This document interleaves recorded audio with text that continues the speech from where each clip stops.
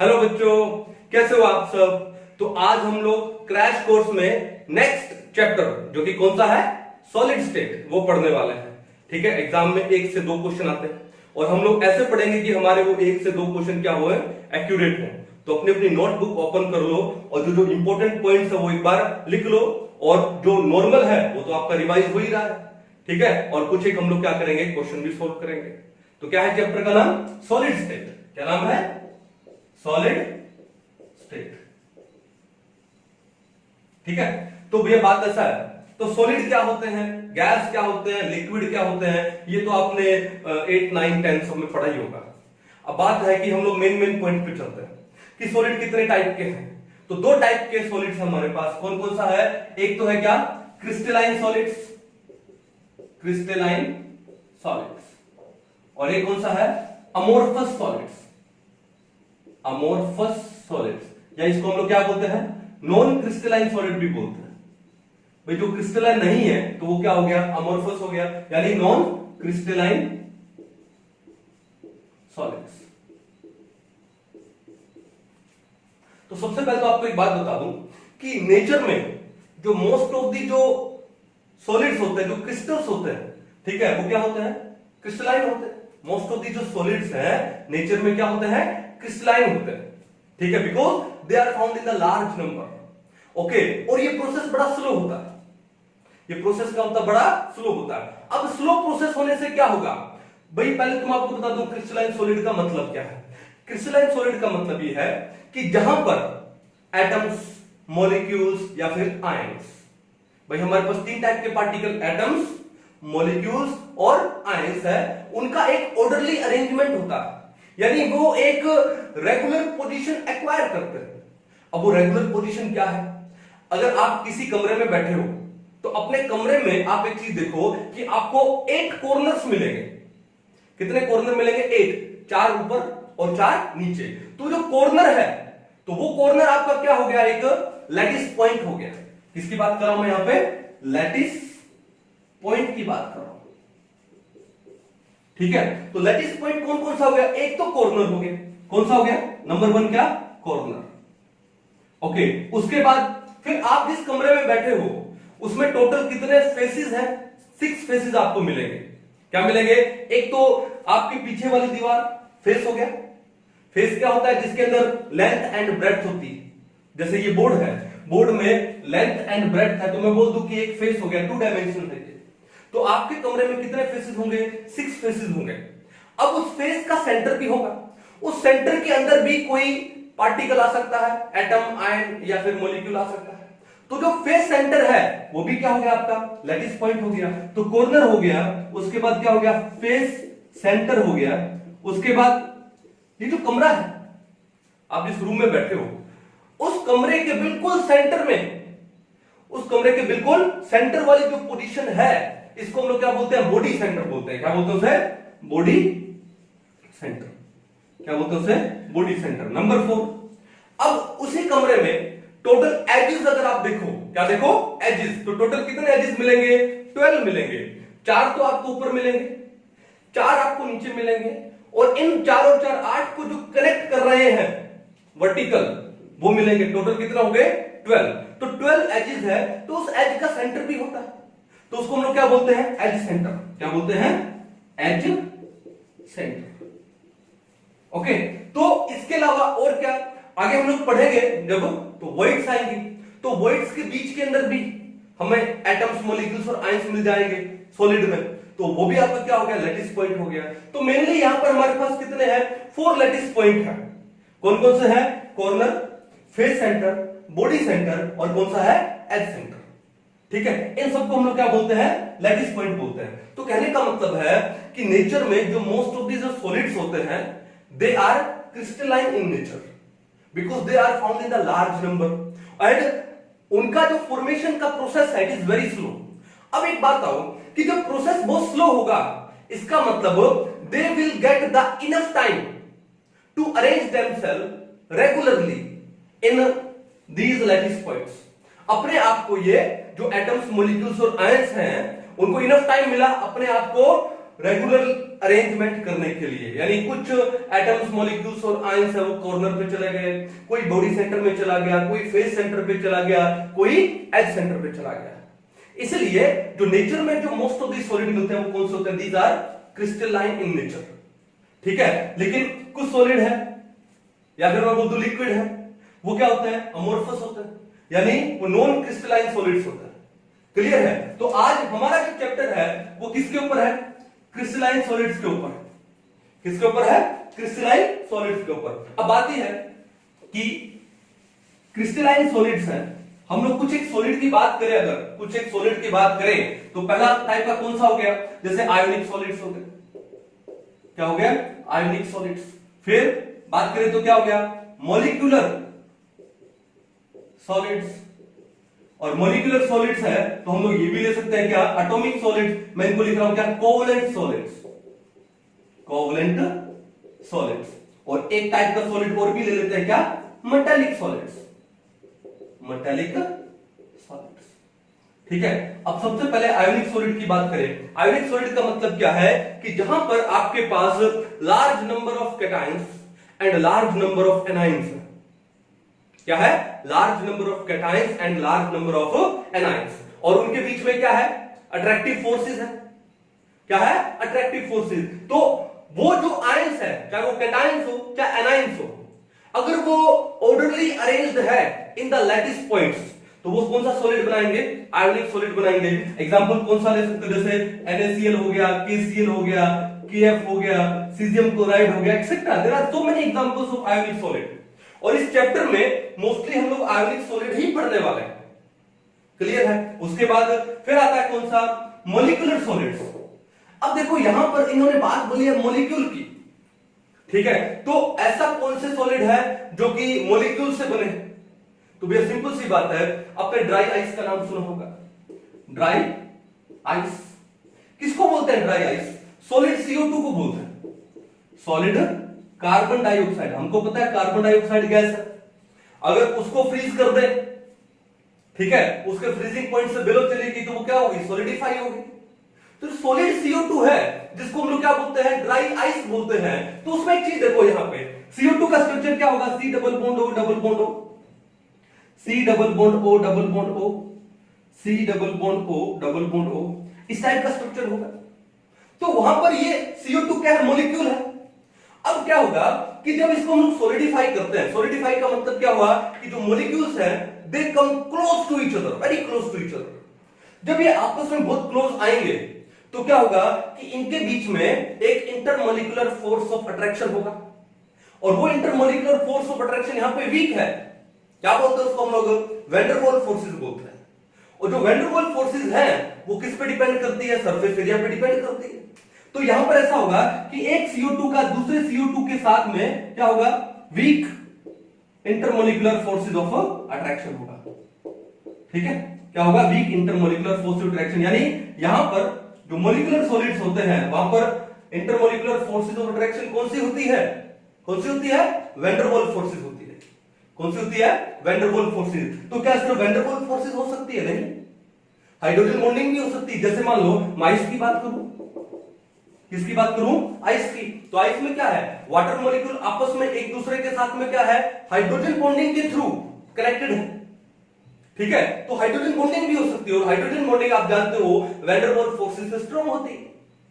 Clear है? लेकिन hydrogen bonding हो या फिर वैन डर वाल्स फोर्सेस हो, ये क्या है? इंटरमॉलिक्यूलर फोर्सेस है। क्या है? इंटरमॉल, आपने केमिकल बॉन्डिंग में इसके बारे में पढ़ा होगा। तो इन इंटरमॉलिक्यूलर फोर्सेस से जो सॉलिड बनेगा उसको हम लोग क्या बोलते हैं? मॉलिक्यूलर सॉलिड्स बोलते हैं। क्या बोलते हैं उसको? Molecular solid. जैसे मान लो एक एग्जांपल और ले लूं, क्या?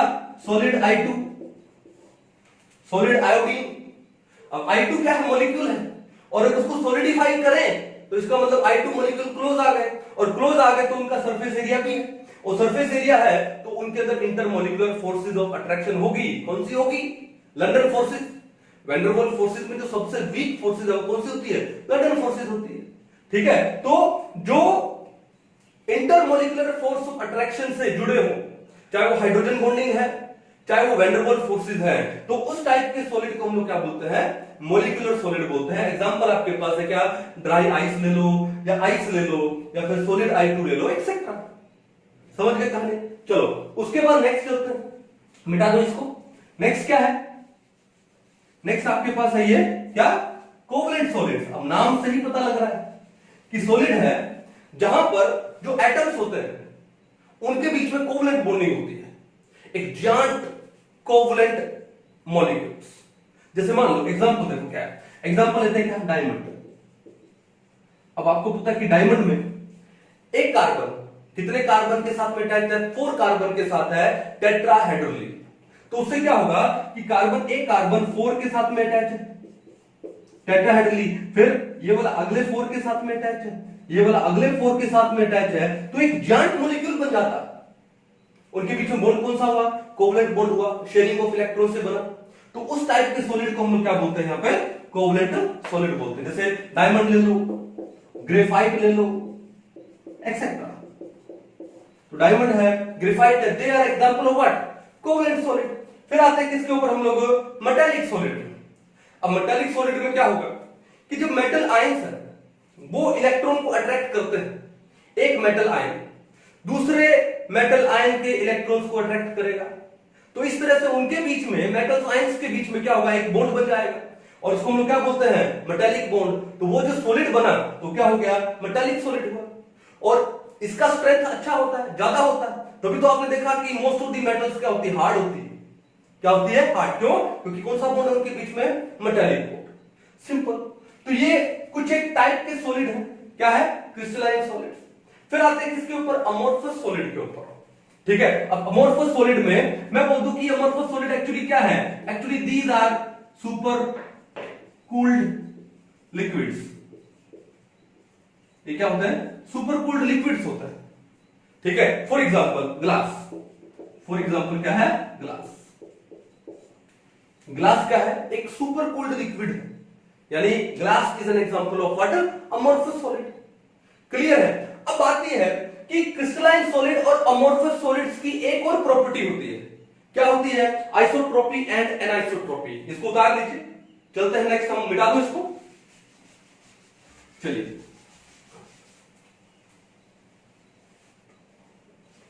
हाँ जी, तो क्या मैंने प्रॉपर्टी क्या बताई, आइसोट्रोपी एंड एनाइसोट्रोपी। तो बात यह है कि जो अमोर्फस सॉलिड्स होते हैं दे आर आइसोट्रोपिक। क्या होता है, आइसोट्रोपिक। आइसो का मतलब क्या है, सेम। आइसो का मतलब क्या है, सेम। और जो क्रिस्टलाइन सॉलिड्स होते हैं they are what, anisotropic. Anisotropic. अब एन आइसो का मतलब क्या हो गया, डिफरेंट। अब क्वेश्चन उठता है कि फिर डिफरेंट है क्या, क्या डिफरेंट है? डिफरेंट ये है कि जो आइसोट्रोपिक है, यानी जो अमोर्फस सॉलिड्स होते हैं उनकी कुछ एक फिजिकल प्रॉपर्टीज है। जैसे मान लो मैकेनिकल स्ट्रेंथ ले लो, थर्मल कंडक्टिविटी ले लो, रिफ्रैक्टिव इंडेक्स ले लो। ठीक है, तो वो फिजिकल प्रॉपर्टीज है, they all are same in all direction. They all are same in all direction. तो उसको हम लोग क्या बोलते हैं, आइसोट्रोपिक बोलते हैं। क्या बोलते हैं, आइसोट्रोपिक। लेकिन अगर यहां पर क्रिस्टलाइन सॉलिड में देखें तो इनकी जो फिजिकल प्रॉपर्टीज हैं, थर्मल एक्सपेंशन हुआ, रिफ्रैक्टिव इंडेक्स हुआ, मैकेनिकल स्ट्रेंथ हुआ, वो सारी डायरेक्शन में सेम नहीं है। They all are different in all directions. क्यों, क्योंकि वहां पर तो एक ऑर्डरली अरेंजमेंट है ना। क्या है, ऑर्डरली अरेंजमेंट है। जैसे मान लो कि कॉर्नर पे मान लो एटम्स है, एटम्स कहां पे है, कॉर्नर पे है, बॉडी सेंटर में है, फेस सेंटर में है। तो अगर मैं कॉर्नर से और बॉडी सेंटर से होता हुआ एक डायगोनल ले जाऊं और वहां से कट करूं, और मान लो मेरे पास एक ही फेस में एटम्स है, तो उस फेस में अगर एटम नहीं है तो क्या हो गया, प्रॉपर्टी डिफरेंट आई ना। इस साइड में एटम्स मिले फेस में और इस साइड में नहीं मिले, तो कट करने पे प्रॉपर्टी डिफरेंट आई। ठीक है, तो उसको हम लोग क्या बोलते हैं, एनआइसोट्रोपिक बोलते हैं। जो क्रिस्टलाइन सब्सटेंसेस होते हैं, जो क्रिस्टलाइन सॉलिड्स होते हैं, they are anisotropic in nature, whereas amorphous solids are isotropic in nature. Means isotropic means their physical properties like thermal conductivity, refractive index, etc., the mechanical strength, they all are same in all the direction. लेकिन इनकी thermal conductivity, mechanical strength हुआ, refractive index हुआ, they all are different in different directions.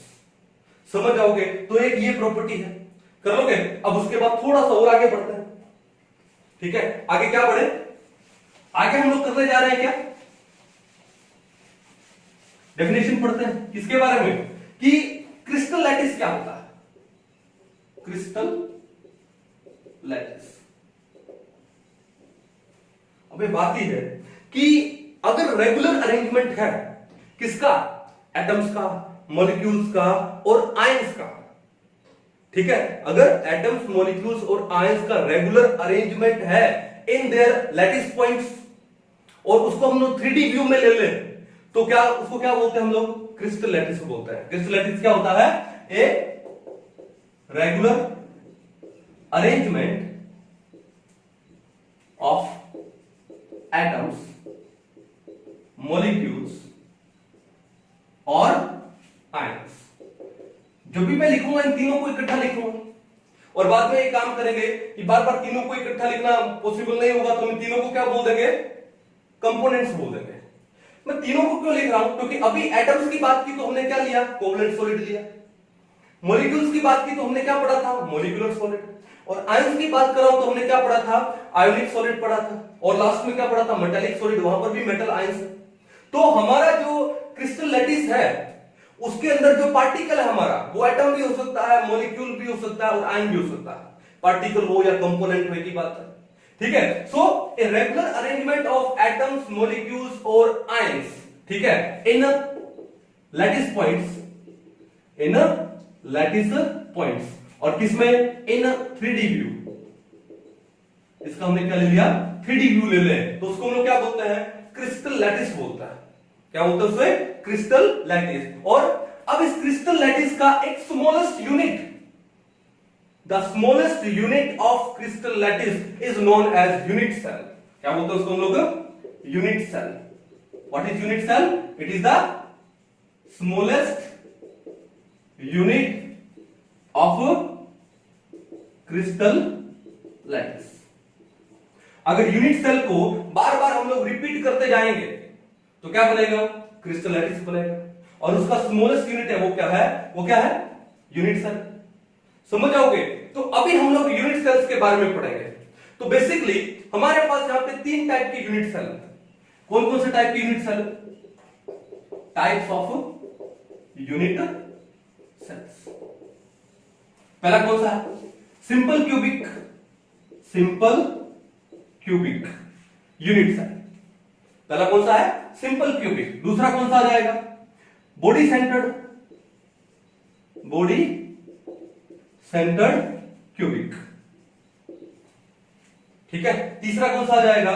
Face centred, face centred cubic unit cell. अब simple cubic unit cell को हम लोग क्या बोल देंगे? एससी बोल देंगे या एससीसी। ठीक है, उसके बाद बॉडी सेंटर्ड को क्या बोल देंगे? बीसीसी। फेस सेंटर्ड क्यूबिक को क्या बोल देंगे? एफसीसी, शॉर्ट में लिखेंगे। ठीक है, तो basically we have these 3 types of unit cells. Clear है? अब उसके बाद चलते हैं किसके बाद? ये जो हमने क्रिस्टल लैटिस पढ़े हैं, तो टोटल कितने टाइप के क्रिस्टल सिस्टम्स है हमारे पास? We have total 7 type of crystal systems. हमारे पास टोटल 7 टाइप के क्रिस्टल सिस्टम्स हैं। जैसे क्यूबिक हुआ, ऑर्थोरोम्बिक हुआ, रोम्बोहेड्रल हुआ, हेक्सागोनल हुआ, मोनोक्लिनिक हुआ, ट्राइक्लिनिक हुआ, टेट्रागोनल हुआ। तो 7 टाइप के हमारे पास क्रिस्टल सिस्टम्स हैं। और इन 7 टाइप के क्रिस्टल सिस्टम को फर्दर अगर डिवाइड करें according to their unit cell, तो we get total 14 type of lattices. और उन 14 टाइप लैटिस को हम लोग क्या बोलते हैं? ब्रेवेस लैटिस बोलते हैं। ठीक है, एक साइंटिस्ट थे ब्रेवेस, उन्होंने बताया, तो क्या बोलते हैं उनको? Bravais lattice. कितने होते हैं? टोटल 14 टाइप के होते हैं। कहां से आए? इन 7 टाइप ऑफ क्रिस्टल सिस्टम को फर्दर अगर डिवाइड करें according to their unit cell, तो हमको टोटल कितने टाइप के लैटिस मिलेंगे? 14। और उनको हम लोग क्या बोलते हैं? Bravais lattice. अब ये 7 टाइप के क्रिस्टल सिस्टम क्या है और उनके अंदर उनकी जो यूनिट सेल है उनके क्या बोलते हैं एक्सिस कितने हैं, कितने इक्वल होगा, क्या होगा, कैसे होगा, उनका जो एंगल है इंटरएक्सियल एंगल्स बोलते हैं वो क्या है, वो हम लोग अभी पढ़ने वाले हैं ट्रिक के साथ। क्लियर है? तो एक बार इसको लिख लो और उसके बाद हम लोग 7 टाइप ऑफ क्रिस्टल सिस्टम्स पढ़ते हैं। तो अभी हम लोग पढ़ने जा रहे हैं क्या, टाइप ऑफ क्रिस्टल सिस्टम्स। तो टोटल 7 टाइप के क्रिस्टल सिस्टम होते हैं, उनको हम लोग एक एक करके पढ़ेंगे और किसके साथ, ट्रिक के साथ पढ़ेंगे। ठीक है? तो अपनी अपनी नोटबुक ओपन कर लो और अच्छे से देखना ये क्या है, क्या है ये, type of crystal systems, type of crystal systems. तो टोटल कितने टाइप के क्रिस्टल सिस्टम्स है हमारे पास, 7 टाइप्स है। कितने टाइप्स है, 7 टाइप्स। ओके, तो इन क्रिस्टल सिस्टम में एक्सिस यानी जो लेंथ है वो कितनी होगी और इंटर एक्सियल एंगल्स हैं वो कितने होंगे, कैसे होंगे, तो इनको याद करने का एक बड़ा ही सिंपल सा ट्रिक है। अब वो ट्रिक क्या है, तो मैं आपको एक लाइन याद करवाता हूं, अच्छे से उसको याद कर लीजिएगा। क्या लाइन है, देखो क्या याद करोगे, क्यूट, क्या लिखा हमने, क्यूट, CUTE, क्यूट। क्यूट का मतलब क्या होता है, प्यारा। ठीक है? तो क्यूट, उसके बाद कौन, ऑर्थो, कौन कौन क्यूट है, ऑर्थो, रोम्बो, और उसके बाद क्या लिखे हम लोग, हीमोन, हीमोन ट्राई। एक सिंपल सी लाइन याद कर लीजिए, क्या, क्यूट, ऑर्थो, रोम्बो, हीमोन ट्राई, क्यूट, ऑर्थो, रोम्बो, हीमोन ट्राई। बड़ा इजी लाइन है क्या, क्यूट, ऑर्थो, रोम्बो, हीमोन ट्राई। अब ये लाइन क्यों बोला है याद करने के लिए, देखो ध्यान से कैसे करेंगे। CU का मतलब क्या होता है, क्यूबिक। CU का मतलब क्या होगा, क्यूबिक होगा, क्यूबिक क्रिस्टल सिस्टम। T का मतलब क्या होगा, टेट्रागोनल, टेट्रागोनल। ऑर्थो का मतलब क्या होगा, ऑर्थोरोम्बिक, ऑर्थोरोम्बिक। रोम्बो का मतलब क्या है, रोम्बोहेड्रल, रोम्बोहेड्रल। ही का मतलब क्या हुआ, हेक्सागोनल, हेक्सागोनल। एंड मोन का मतलब क्या हुआ, मोनोक्लिनिक, मोनोक्लिनिक। एंड ट्राई का मतलब क्या होगा, ट्राइक्लिनिक। ठीक है? Cubic, tetragonal, orthorhombic, rhombohedral, hexagonal, monoclinic and triclinic. तो we have these 7 type of crystal systems. ठीक है? तो क्या ये लाइन याद करने से हो जाएगा, नहीं, इसका एक सिस्टम है। ये लाइन इसीलिए बनाया है कि हम एक ऑर्डर में इसको याद कर सके, ताकि ज्यादा याद रखने का झंझट ना हो। कैसे, देखो ध्यान से। तो हम लोग एक टेबल बना लेते हैं। तो टेबल में सबसे पहले क्या ले ले, सीरियल नंबर ले लो। ठीक है? अब सीरियल नंबर के बाद क्या लिखे, type of crystal lattice, type of crystal system, ये ले लिया। और ये लेने के बाद फिर क्या काम करें, हम लोग ले लेंगे क्या, एक्सिस ले लेंगे। ठीक है? हमने क्या ले ली, एक्सिस ले ली। एक्सिस लेने के बाद क्या करें, इंटर एक्सियल एंगल्स, उन एक्सिस के बीच में जो एंगल है क्या बोलेंगे उसको, इंटर एक्सियल एंगल्स, ये ले लेते हैं। ठीक है? कोई इशू नहीं है, ये लो। अब बढ़ते हैं आगे। सबसे पहले क्या है हमारे पास, नंबर 1 क्या लिखेंगे, क्यूट यानी क्यूबिक। तो पहला जो क्रिस्टल सिस्टम है वो कौन सा है, क्यूबिक क्रिस्टल सिस्टम। ओके? उसके बाद नंबर 2, एक एक करके ये 7 क्रिस्टल सिस्टम लिख देते हैं। नंबर 2 क्या होगा, TE, टेट्रागोनल, टेट्रागोनल। नंबर 3 क्या होगा, फिर क्या होगा, orthorhombic, orthorhombic. And number 4, orthorhombic के बाद क्या आने वाला है, रोम्बोहेड्रल, रोम्बोहेड्रल। देन नंबर 5 क्या होगा, नंबर 5 आपके पास आएगा क्या, हेक्सागोनल, हेक्सागोनल। नंबर 6 क्या है, हेक्सागोनल के बाद क्या है, monoclinic, monoclinic. And in the last number 7 क्या है, ट्राइक्लिनिक। तो हमने ये 7 क्रिस्टल सिस्टम को लिख लिया हम लोगों ने। क्या था, क्यूट, ऑर्थो, रोम्बो, हीमोन tri, cubic, tetragonal, orthorhombic, rhombohedral, hexagonal, monoclinic and triclinic. ये बात क्लियर है? अब देखो एक्सिस। अभी एक्सिस क्या है, हम लोगों ने लेंथ क्या ली, लेंथ हम लोग लेके लिए क्या, ए बी और सी। तीन टाइप की है लेंथ हमारे पास, क्या, a b and c, length breadth and height. Clear है। अब बात यह है कि जो क्यूबिक क्रिस्टल सिस्टम होता है उसके अंदर ये तीनों यानी लेंथ हो या ब्रेड्थ हो या हाइट हो, क्या होती है, इक्वल होती है। क्या होती है, इक्वल। इसका मतलब क्यूबिक क्रिस्टल सिस्टम में A is equal to B is equal to C. Cubic में क्या होगा, A equal to B equal to C करना पड़ेगा आपको, ठीक है। ओके, अब उसके बाद आपको याद क्या रखना है, आपको सिंपल सा काम करना, क्या, पीछे से स्टार्ट हो जाइए और पीछे स्टार्ट होके एक एक क्या करते जाइए, अनइक्वल करते जाइए। पीछे से एक एक करके अनइक्वल करते जाओ, यानी टेट्रागोनल में क्या हो जाएगा, A is equal to b, पीछे से एक अनइक्वल कर दो, यानी दो लेंथ्स है वो तो इक्वल है लेकिन तीसरी इक्वल नहीं है उनके। मींस टेट्रागोनल में A is equal to b and which is not equal to C। ना तो A C के इक्वल है ना B C के इक्वल है, लेकिन A और B आपस में इक्वल है, ठीक है। तो पीछे से एक अनइक्वल किया। अब उसके बाद नेक्स्ट में जो दूसरा बचा हुआ उसको भी अनइक्वल करना है, तो ऑर्थोरोम्बिक में क्या हो जाएगा, A is not equal to B not equal to C। कहानी समझ गए। तो ऑर्थोरोम्बिक में कोई भी जो लेंथ है वो सेम नहीं है, समझ गए। अब देखो, अब किसको अनइक्वल करें, कोई बचा ही नहीं। तो हमारे पास तीन का एक सेट बन गया, हमारे पास तीन का क्या बन गया, एक set. Now repeat the set, set को रिपीट करो एज इट इज रिपीट करूंगा तो क्या होगा कि रोम्बोहेड्रल आएगा तो क्या होगा, A equal to B equal to C. फिर हेक्सागोनल में क्या जाएगा, A is equal to B not equal to C. और मोनोक्लिनिक में क्या जाएगा, A not equal to B not equal to C. आपका जो सेट था वो क्या हो गया, रिपीट हो गया, सिंपल। अब लास्ट में क्या बचा, ट्राइक्लिनिक। उसके लिए क्या करें, तो भैया ये लास्ट में क्या था, A not equal to B not equal to C, यही सेम ट्राइक्लिनिक के लिए कर दो, तो ये क्या हो जाएगा, A not equal to B not equal to c. Simple. तो ये तो था किसके लिए, एक्सेस के लिए, इनर क्रिस्टल सिस्टम्स के लिए। कर लोगे, इजी है, कोई दिमाग पे ज्यादा जोर ही नहीं लगाना पड़ा। अब आते हैं क्या, इंटर एक्सियल एंगल्स। इन एक्सिस के बीच में जो एंगल्स होते हैं उनको हम लोग मान लेते हैं क्या, alpha beta gamma.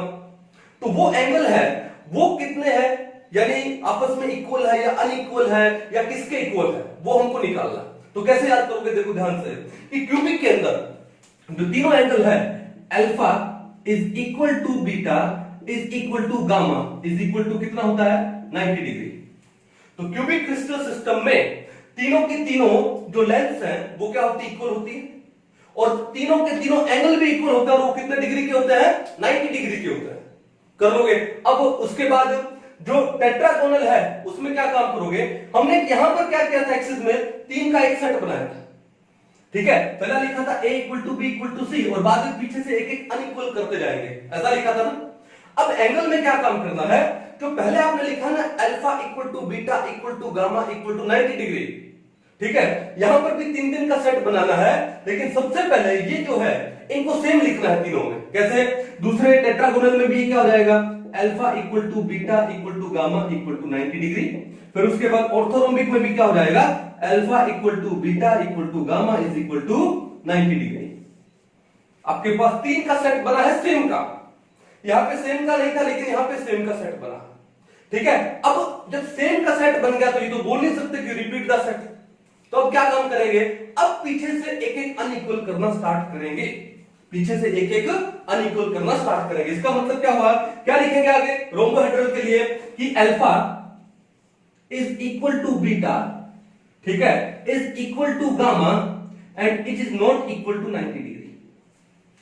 Alpha is equal to beta is equal to gamma and that is not equal to 90 degree. यानी तीनों के तीनों एंगल है वो सेम तो है लेकिन वो 90 डिग्री के इक्वल नहीं, ठीक है। किसके लिए, रोम्बोहेड्रल के लिए। अब उसके बाद क्या करेंगे, फिर आएंगे एक और अनइक्वल करेंगे। एक और अनइक्वल करने का मतलब क्या हुआ कि alpha is equal to beta है and not equal to gamma. तो यहां पर क्या काम करना है, यहां पर हमको क्या लिखेंगे, alpha equal to beta, alpha equal to beta, और ये कितने डिग्री के हो जाएंगे, 90 डिग्री के। यानी दो एंगल सेम है लेकिन तीसरा एंगल सेम नहीं है। अब तीसरा कौन सा बचा, गामा, और यहां पर गामा कितना हो जाता है, 120 डिग्री हो जाता है। कहां पर, हेक्सागोनल पर, ठीक है। यानी एक और अनइक्वल करेंगे, इसका मतलब अल्फा और बीटा तो इक्वल आएगा। तो हमने लिख दिया alpha beta equal to 90 degree, और गामा 90 डिग्री नहीं है तो गामा यहां पर कितना होता है 120 डिग्री होता है। क्लियर है? इसका मतलब दो एंगल सेम किए। अब जो नेक्स्ट आने वाला है कौन सा, मोनोक्लिनिक। मोनोक्लिनिक में अल्फा बीटा इक्वल नहीं होता है, वहां पर क्या होगा अल्फा और गामा इक्वल होता है। तो मोनोक्लिनिक में क्या होता है alpha is equal to gamma is equal to 90 degree, और जो बीटा है that is not equal to 90 degree, वो 90 डिग्री के इक्वल नहीं होता। ठीक है, तो पहले में क्या करो, हेक्सागोनल में अल्फा बीटा इक्वल कर दो 90 डिग्री, और उसके बाद जो मोनोक्लिनिक में अल्फा गामा इक्वल कर दो 90 डिग्री। कर लोगे? अब लास्ट में क्या बचा, ट्राइक्लिनिक, और ट्राइक्लिनिक में अब तो कोई ऑप्शन ही नहीं बचा। हमने हमने तीनों भी इक्वल कर लिए, दो भी इक्वल कर लिए, अब सारे के सारे क्या होंगे अनइक्वल होंगे। तो क्या बचेगा, alpha is not equal to beta, not equal to gamma, not equal to 90 degree. ठीक है, तो ट्राइक्लिनिक में क्या आया, तीनों के तीनों एंगल आपस में इक्वल नहीं है और 90 डिग्री भी नहीं है। ठीक है, तो बड़ा सा सिंपल सा मेथड था इस पूरे को क्रिस्टल सिस्टम को याद रखने का। अब आपके एग्जाम में कोई भी आए कि भैया आपको ए की वैल्यू दे दी, बी की वैल्यू दे दी, सी की वैल्यू दे दी, आप देखो कि भैया ए बी सी तीनों इक्वल हैं। ठीक है, अगर तीनों इक्वल हैं तो क्या हो सकता है, क्यूबिक हो सकता है, और कौन सा हो सकता है, रोम्बोहेड्रल हो सकता है। फिर आपको एंगल दे दिए जाए, ठीक है, उस एंगल के हिसाब से देख लो और टाइप ऑफ क्रिस्टल सिस्टम पता कर लो। सिंपल था, कोई इशू नहीं है।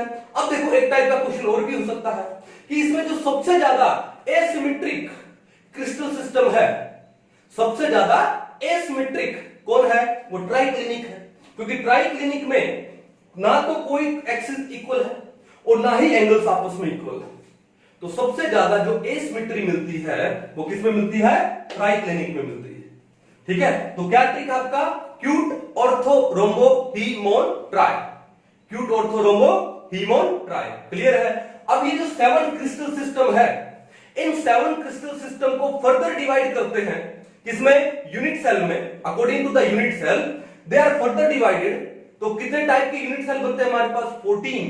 क्या बनता है, 14। तो उनको हम लोग क्या बोलते हैं, क्रिस्टल लैटिस बोलते हैं ना, उनको ब्रेवेस लैटिस बोलते हैं। क्या बोलते हैं, ब्रेवेस। एक साइंटिस्ट है BRAVAIS, Bravais lattice.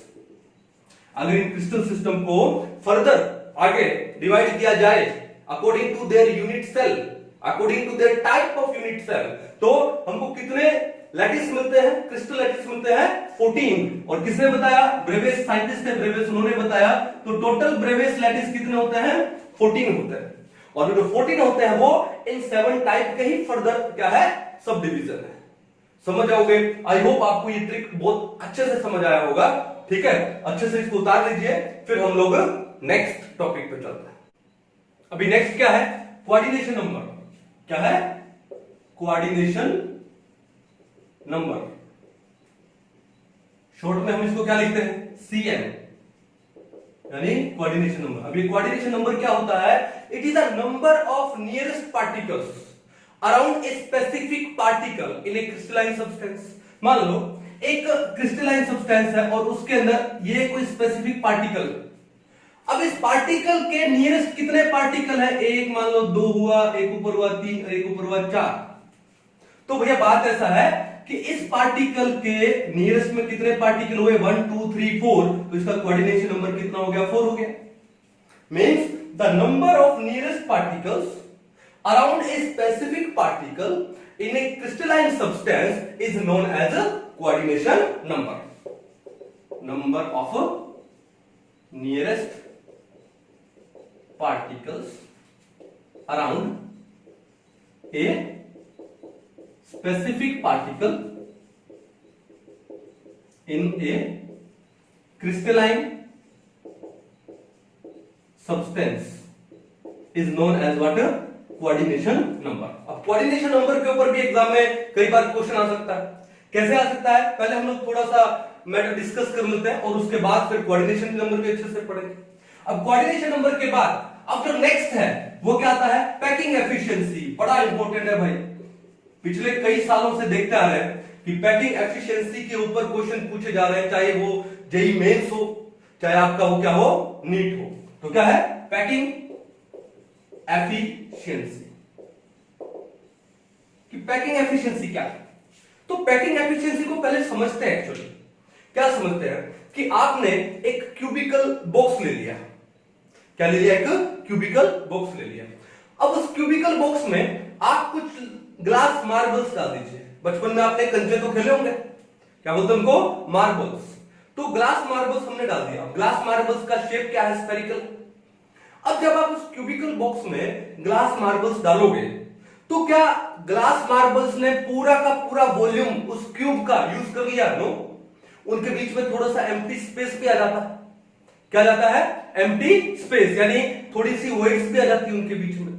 So the volume of atoms, molecules और ions, the volume of atoms, molecules or ions in a unit cell upon total volume of the unit cell is known as packing efficiency।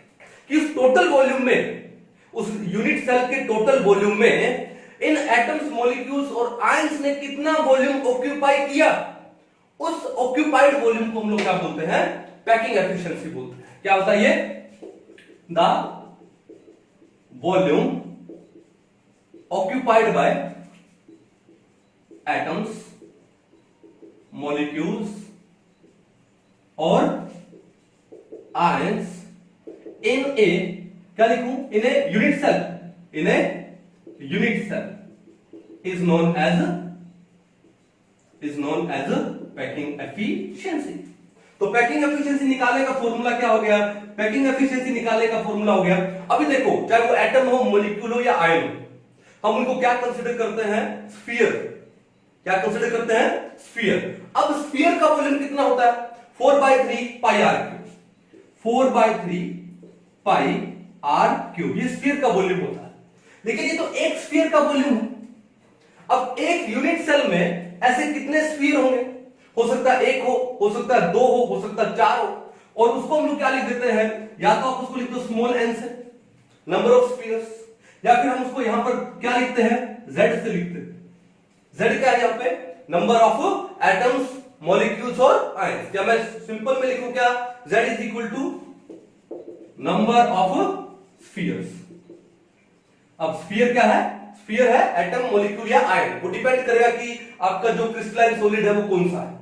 वो अगर covalent solid है तो वो क्या हो जाएगा? Number of atoms हो जाएगा। अगर वो मॉलिक्यूलर सॉलिड है तो नंबर ऑफ मॉलिक्यूल हो जाएगा। अगर वो आयोनिक सॉलिड है तो क्या हो जाएगा? नंबर ऑफ आयंस हो जाएगा। कहानी क्लियर है? ओके। अपॉन में क्या आ जाएगा? Volume of the unit cell, और यूनिट सेल को हम लोग क्या अज्यूम कर रहे हैं यहां पे? क्यूबिक। हम कौन सा क्रिस्टल सिस्टम ले रहे हैं? क्यूबिक। अब क्यूबिक, एक क्यूब का वॉल्यूम क्या होता है? क्यूब का वॉल्यूम क्या होता है? ए क्यूब। भाई क्यूब में लेंथ, ब्रेड्थ एंड हाइट तीनों सेम है, तो a इंटू ए तो क्या हो गया? ए क्यूब। तो पैकिंग एफिशिएंसी निकालने का फॉर्मूला क्या हुआ? z इंटू में 4/3 पाई आर क्यूब अपॉन में ए क्यूब।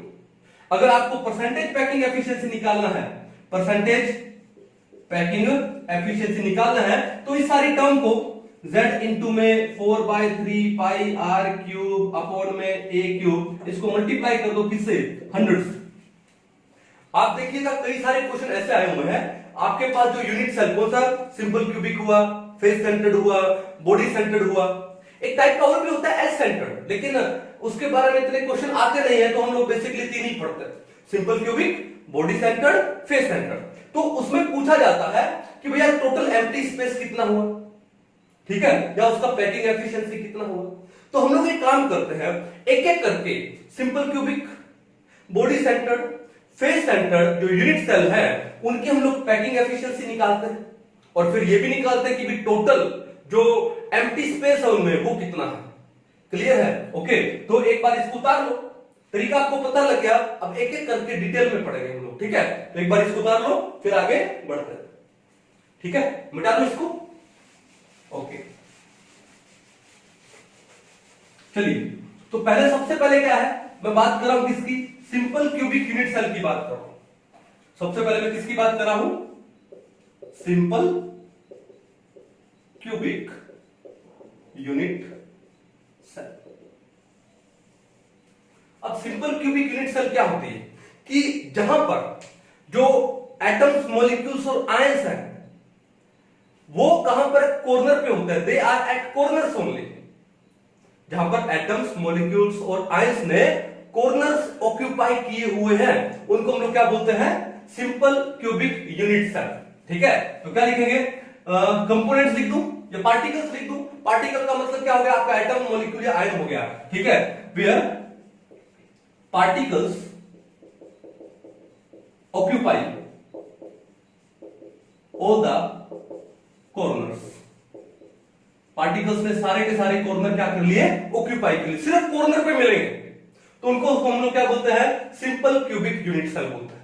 क्या बोलते हैं, सिंपल क्यूबिक यूनिट सेल। अब हमको निकालना है क्या, कि नंबर ऑफ पार्टिकल्स, या मैं क्या लिखूं यहां पे, नंबर ऑफ स्फीयर्स लिख दूं, पार्टिकल लिख दो एक बार, number of particles in simple cubic unit cell. अपने को ये निकालना है, कैसे निकालना है, तो देखो ध्यान से कि जो कॉर्नर पे कोई स्फीयर होगा, वो स्फीयर है कितने यूनिट सेल के साथ शेयर में होता है, 8 के साथ शेयर में होता है। जो कॉर्नर पे जो स्फीयर होता है that is shared equally by 8 unit cell, 8 unit cell के साथ में वो शेयर होता है। तो एक सिंगल यूनिट सेल को उस कॉर्नर स्फीयर का कितना पार्ट मिला, 1/8। कितना मिला, 1/8। तो पार्ट कितना मिला, 1/8 into total number of spheres, total number of corner कितने हैं, टोटल नंबर ऑफ कॉर्नर हमारे पास एक यूनिट सेल में कितने, 8। तो इनटू में क्या हो गया, 8। अब 8 से 8 को करोगे तो कितना आएगा, 1। इसका मतलब, और ये क्या लिख दूं, नंबर को मैं यहां पे z लिख दूं। ठीक है, इसका मतलब एक सिंपल क्यूबिक यूनिट सेल में टोटल नंबर ऑफ पार्टिकल्स या स्फीयर्स कितना होता है, 1 होता है। टोटल नंबर ऑफ स्फीयर्स कितना होता है, 1 होता है, और वो कहां पर होते हैं, सारे के सारे कॉर्नर पे होता है। क्लियर है, पहली बात तो ये हो गई। दूसरी बात, अब हमको क्या निकालना है, पैकिंग एफिशिएंसी निकालनी है।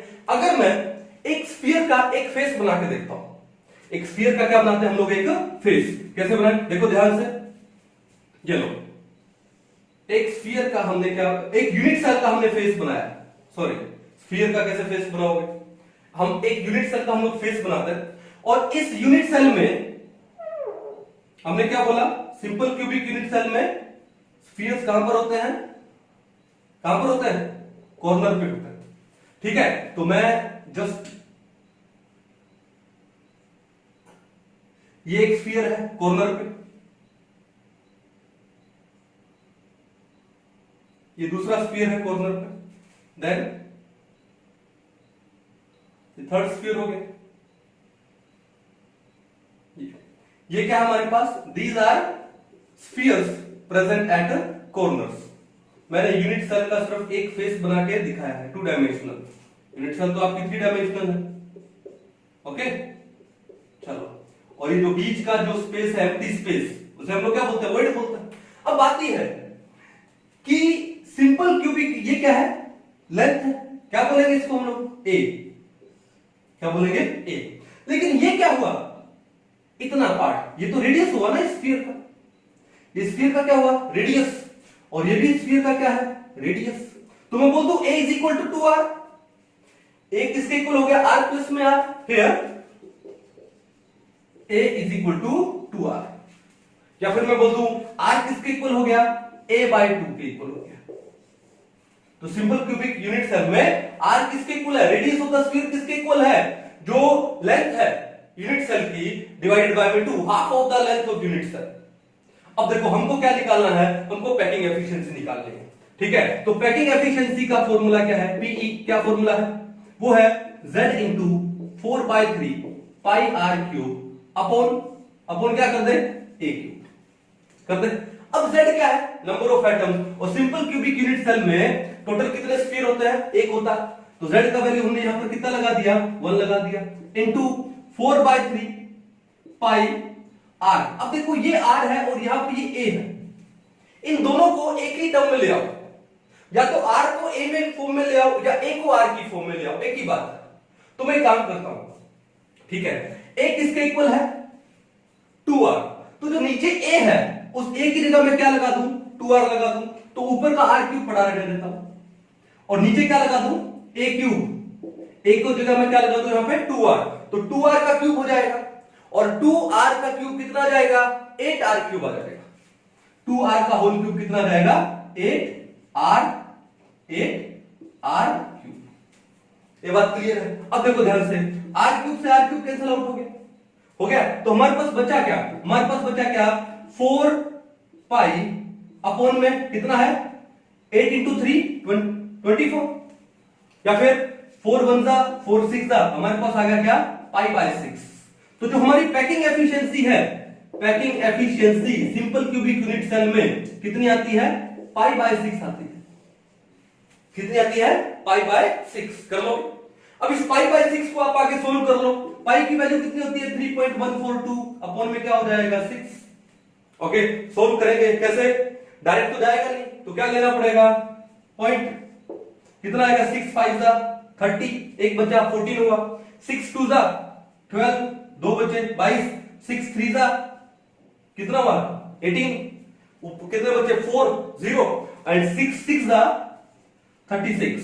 इस 6 को हटा दूं और यहां पे 3 की जगह क्या लगा दूं, 4 लगा दूं। तो इसका मतलब है कि सिंपल क्यूबिक यूनिट सेल में जो पैकिंग एफिशिएंसी है वो कितनी आ रही है, 0.524 आ रही है। कितनी आ रही है, 0.524। तो फिर बताओ कि परसेंटेज पैकिंग एफिशिएंसी कितनी आ गई, 0.524 इंटू में 100 बोले तो 52.4%।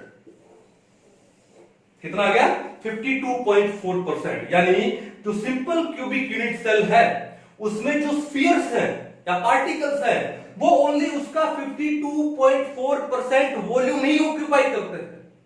जो रिमेनिंग वॉल्यूम है वो क्या रह गया, एम्प्टी रह गया, वॉइड रह गया। तो अब यहां पर जो एम्प्टी स्पेस है, एम्प्टी स्पेस या फिर इसको हम लोग क्या बोल देंगे, वॉइड है, कितना हो जाएगा, 100 माइनस में 52.4 कितना आएगा, ये आपका आएगा कितना, 7, फिर कितना बचा, 47.6%। So the empty space in simple cubic unit cell is 47.6%. Okay, और पैकिंग एफिशिएंसी कितनी है, 52.4%। मतलब कि जो स्फीयर्स है they can occupy only 52.4% volume of the unit cell. कहानी समझ आई, बड़ा सिंपल सा था, बेसिक सा था। एक बार इसको उतार लो और उसके बाद नेक्स्ट दूसरा वाला यूनिट सेल पढ़ते हैं। चलिए, समझ आ गया होगा आपको। अभी नेक्स्ट पढ़े, कौन सा, नेक्स्ट पढ़ते हैं हम लोग क्या, face centred unit cell, face centred cubic unit cell. Next कौन सा है, नंबर 2 क्या है, face centred cubic unit cell. Short में क्या लिख देते हैं, एफसीसी। तो सबसे तो पहले पता होना चाहिए कि एफसीसी में टोटल नंबर ऑफ स्फीयर्स कितने हैं। तो यहां पर ध्यान दो कि एफसीसी में कॉर्नर के ऊपर तो होंगे ही होंगे स्फीयर्स। भाई कोई भी यूनिट सेल है उसमें spheres are present at corners, वो तो होगा ही होगा।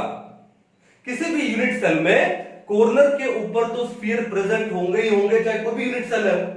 तो ओके, तो कहां पर है, यहां पर है नंबर 1 एट कॉर्नर्स, और दूसरा कहां पर प्रेजेंट होंगे, नाम क्या है, फेस सेंटर, यानी फेस के सेंटर पे प्रेजेंट होंगे, एट फेस सेंटर्स।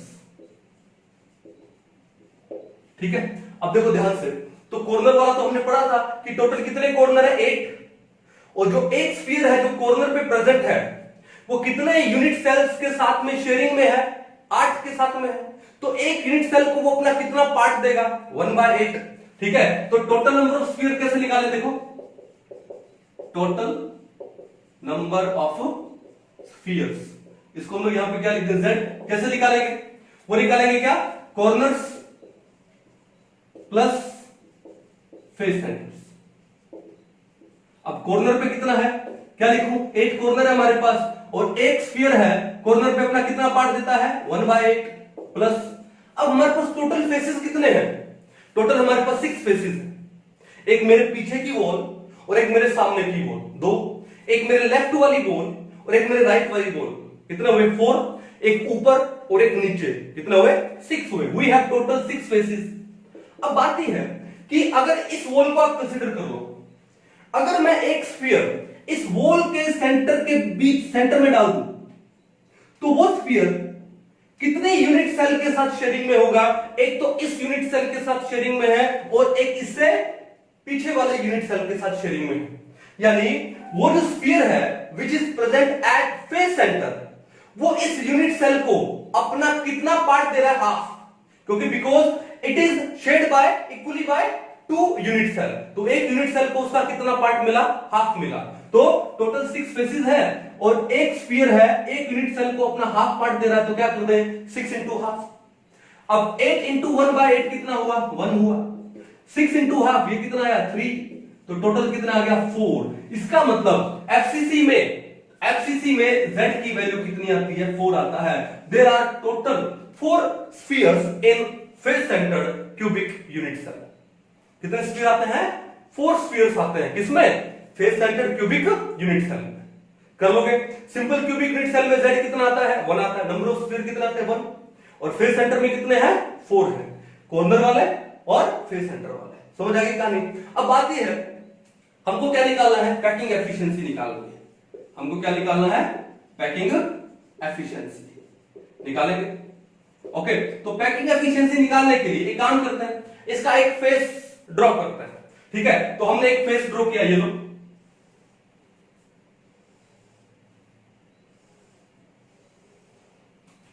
एक फेस ड्रॉ किया। अब बात यह है कि सबसे पहले तो मैं कहां डाल दूं? फेस के सेंटर पे एक स्फीयर डाल। हमने एक स्फीयर डाल दिया, कहां पे? फेस सेंटर पे डाल दिया। अब उसके बाद फेस सेंटर पे तो है ही, और कहां कहां प्रेजेंट है? कॉर्नर के ऊपर। तो कॉर्नर के ऊपर प्रेजेंट है। अब देखो, जब फेस के सेंटर में स्फीयर आएगा तो जो कॉर्नर वाले स्फीयर हैं वो अपनी पोजीशन से, अपनी लोकेशन से थोड़े से आगे चले जाएंगे। तो भैया ये हो जाएगा कैसे? देन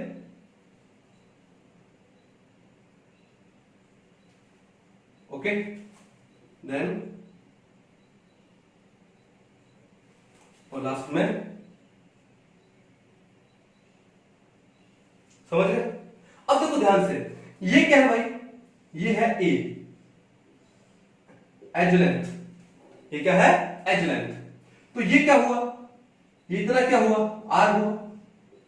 ये इतना क्या हुआ? आर। अब मैं ये नहीं बोल सकता हूं कि a is equal to 2r, क्यों? क्योंकि बीच में ये स्पेस भी है भाई। a किसके इक्वल होगा? r प्लस में r प्लस में ये स्पेस। अब ये लेंथ कितनी है? We don't know. तो इसलिए a is equal to 2r वाला कॉन्सेप्ट तो खत्म हो गया, जो कि सिंपल क्यूबिक में था। फिर अब क्या काम करें? a और r में रिलेशन निकालना पड़ेगा। तो कैसे निकाले? यहां से देखो ध्यान से, हम इस फेस का एक डायगोनल ले लेते हैं। हमने क्या ले लिया? फेस का एक डायगोनल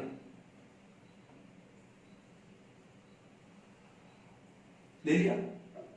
ठीक है, अब देखो ये क्या है? इतनी लेंथ क्या है? r। ये इतनी लेंथ क्या है? r। ये लेंथ क्या है? r। और ये लेंथ क्या है? r। तो टोटल फेस डायगोनल किसके इक्वल हो गया? r plus r plus r plus r, यानी 4r। अब एक काम करते हैं, ये एंगल कितना है? 90 डिग्री। तो हमारे पास एक राइट एंगल ट्रायंगल है। मान लो ये हो गया क्या आपका? o। इसको ले लेते हैं a, इसको क्या ले लेते हैं? b। तो राइट एंगल ट्रायंगल में हम ये क्या निकाले? हाइपोटेन्यूज निकालना। ठीक है, पाइथागोरस थ्योरम को आपने पढ़ा होगा। तो हाइपोटेन्यूज AB का square is equal to perpendicular क्या है? OA का स्क्वायर प्लस बेस कितना है? OB का स्क्वायर। सिंपल था। OA क्या है? A। क्या है? A। तो ये आपके पास हो गया क्या? A स्क्वायर प्लस OB भी क्या है? A। भाई ये भी क्या है? A है, एज लेंथ है। ये हो गया A स्क्वायर। ठीक है, टोटल कितना हो गया? 2A square. लेकिन AB क्या है? AB is equal to 4R। AB is equal to 4R, तो 4R का स्क्वायर हो गया। जब आप 4R का होल स्क्वायर है तो इसको सोल्व करो, कितना आएगा? 16R square is equal to ये क्या है? 2A square. इस 2 से इस 16 को करोगे तो कितना आएगा? 8।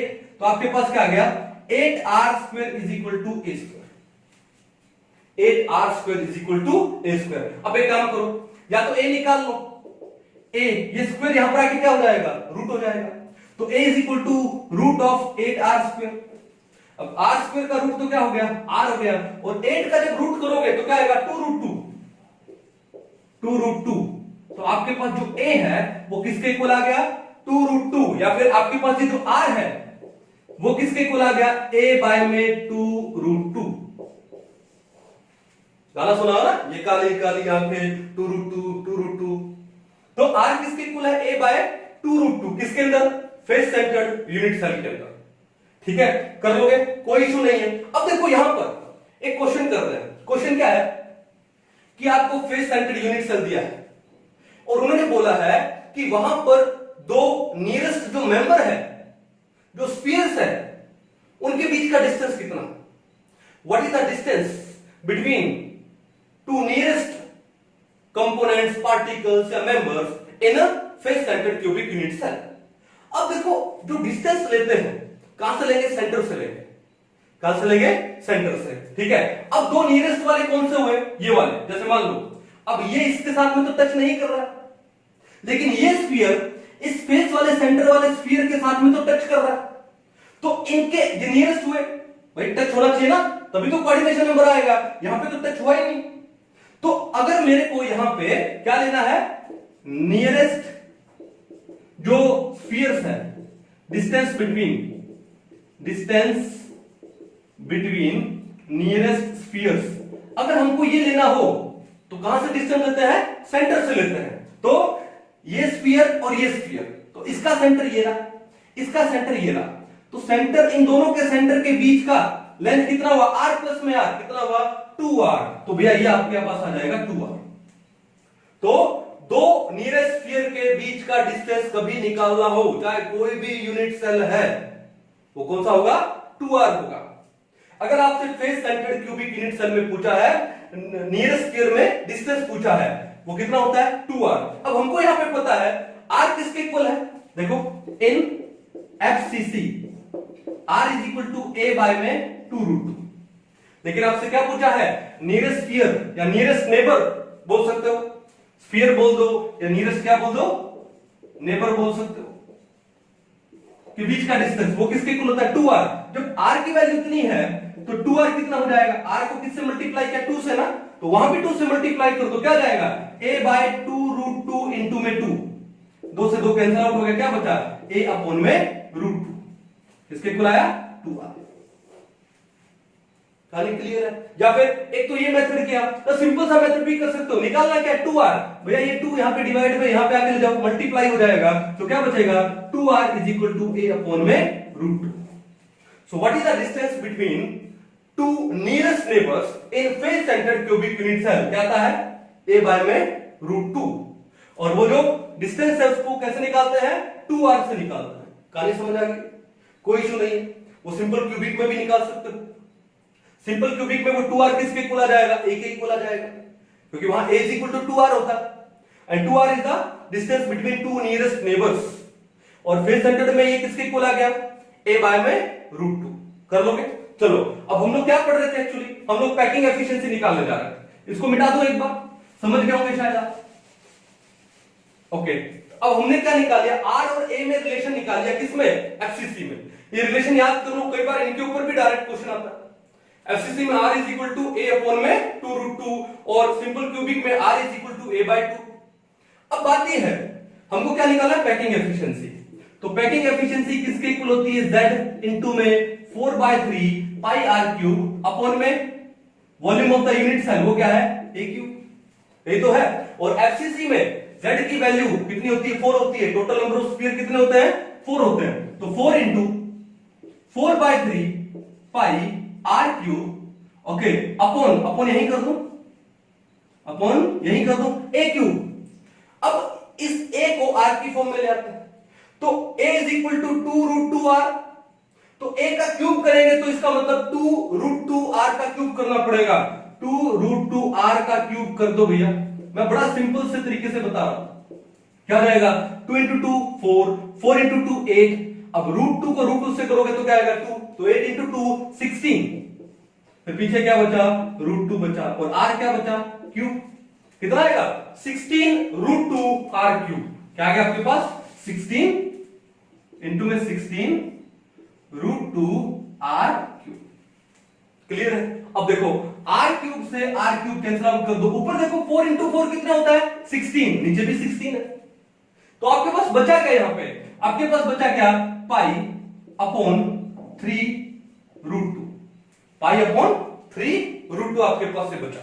पाई का वैल्यू कितना है 3.142 अपॉन 3 इंटू √2 कितना होता है 1.414, यानी 3.142 अपॉन इसको 3 से मल्टीप्लाई करो कितना आएगा 4.242, 4.242।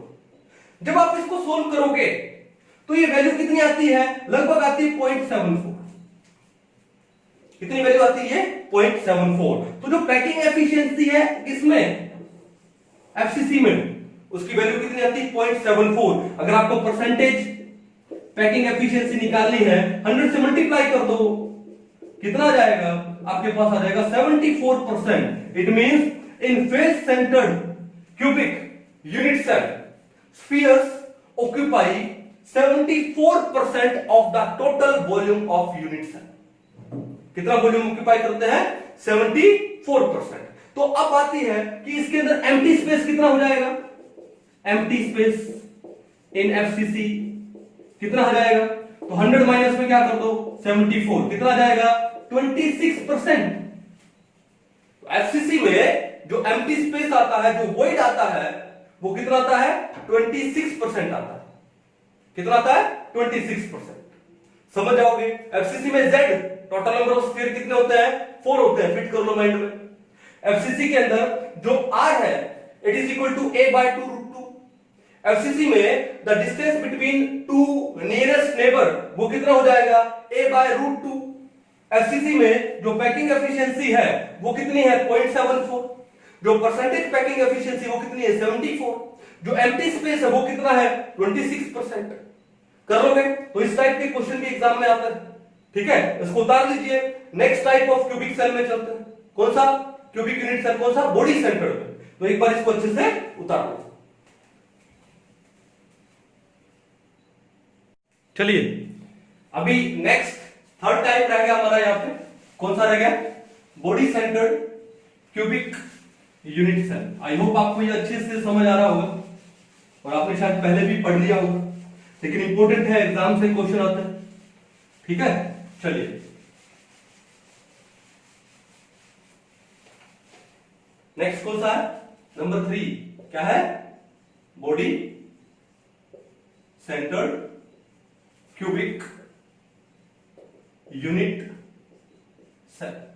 शॉर्ट में क्या लिखते हैं इसको बीसीसी, क्या लिखते हैं BCC, body centred cubic unit cell. तो सबसे पहले तो हमको इस यूनिट सेल में टोटल नंबर ऑफ स्फीयर निकालना है। तो बॉडी सेंटर्ड का मतलब क्या हुआ कि भैया कॉर्नर पे तो होगा ही होगा, लेकिन एक एटम बॉडी के सेंटर में भी होगा, यूनिट सेल के सेंटर में भी होगा।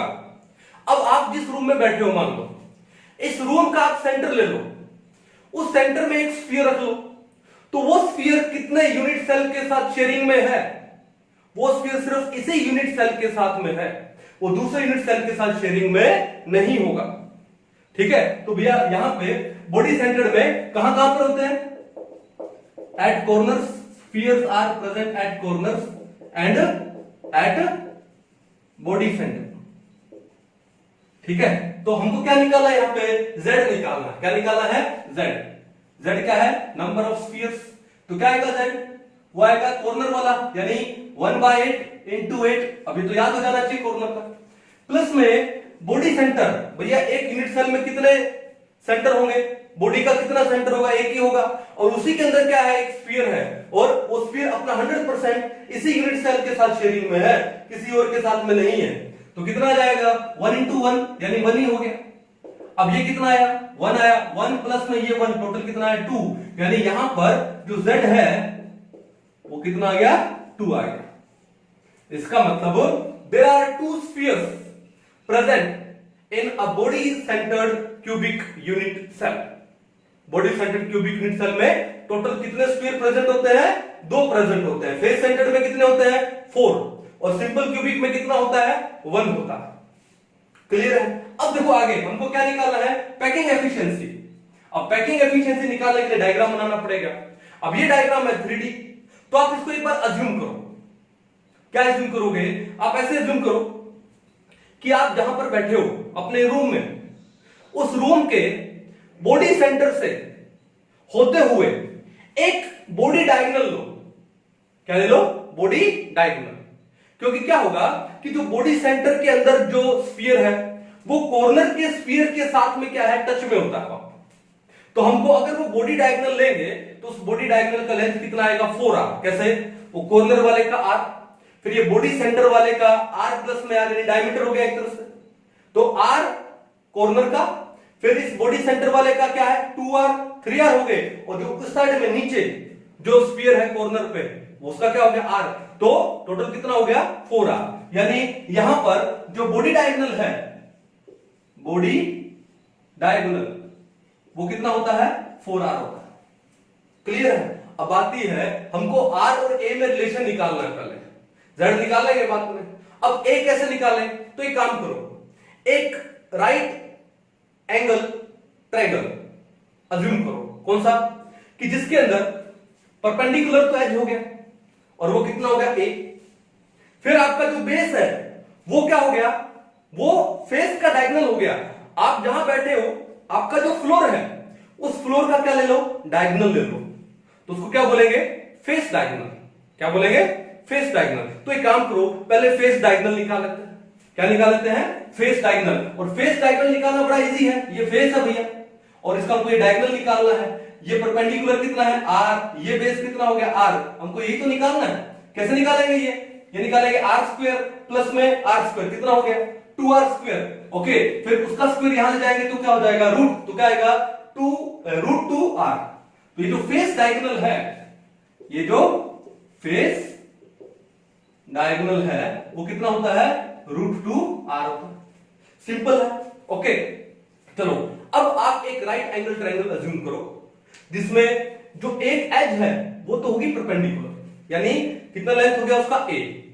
और जो फेस डायगोनल है वो क्या हो गया? बेस हो गया। वो कितना है? √2r। और वो जो बॉडी डायगोनल है दैट इज व्हाट? हाइपोटेन्यूज। और वो किसके इक्वल है? 4r। तो पाइथागोरस थ्योरम क्या बोलती है कि जो हाइपोटेन्यूज का स्क्वायर है 4r का square is equal to perpendicular square कितना है? a स्क्वायर प्लस में बेस स्क्वायर। और बेस यहां पे कौन सा है? Face diagonal. ये यहां पे क्या बना हुआ है? बेस बना हुआ है। तो ये यहां पे क्या बना है? हाइपोटेन्यूज बना हुआ है। ठीक है, तो a स्क्वायर प्लस में इसका स्क्वायर करो, √2r का स्क्वायर करोगे तो क्या आएगा? 2r square. भाई √2 का स्क्वायर 2r स्क्वायर। ठीक है, अब a स्क्वायर प्लस में 2r स्क्वायर कितना हुआ? अच्छा, ये तो फेस डायगोनल हमने लिया क्या? 2r। 2r कैसे आया? ये तो √2a आना चाहिए ना। √2 क्या आना चाहिए? a। कैसे भैया? ये a है, ये भी a है, तो ये क्या होगा? ये a square plus a square का रूट, यानी 2a स्क्वायर का रूट, यानी ये क्या जाएगा? √2a। वो √2a आना चाहिए। ठीक है, तो ये क्या हो जाएगा? √2 है, ये हो जाएगा 2a स्क्वायर। सिंपल है, कोई इशू नहीं है। तो a स्क्वायर प्लस में 2a स्क्वायर कितना हो गया? 3a square. अब देखो 4r का होल स्क्वायर है, सोल्व करोगे तो कितना आएगा? 16r cube, 16r square. कितना आएगा? 16r square. ओके, अब इस 16 को यहां ले जाओ तो r स्क्वायर किसके इक्वल आएगा? 3a स्क्वायर अपॉन में 16, और ये स्क्वायर यहां पर आके क्या हो जाएगा? Square root. तो r is equal to root of 3a square upon में 16 विच इज इक्वल टू, अब a स्क्वायर का रूट करोगे तो क्या आएगा? a, और 16 का रूट करोगे तो कितना आएगा? 4। तो आपके पास बाहर क्या आ गया? a अपॉन में 4, और अंदर क्या रहेगा यहां पे? √3। तो आपके पास जो r है वो किसके इक्वल आ गया? √3a अपॉन में 4। यानी आपके पास r और a में रिलेशन आ गया। किसमें? बॉडी सेंटर क्यूबिक यूनिट सन में। क्लियर है? अब यहीं पर एक क्वेश्चन आ जाए, डिस्टेंस बिटवीन, क्या? Distance between two nearest members या पार्टिकल्स। अब दो नियरेस्ट पार्टिकल्स का डिस्टेंस क्या लेते हैं? 2r लेते हैं ना। क्या डिस्टेंस होता है वो? 2r। वो 2r निकालना, कैसे निकालोगे? r कितना है? √3a/4। क्या है हमारे पास? r is equal to √3a/4 आया ना।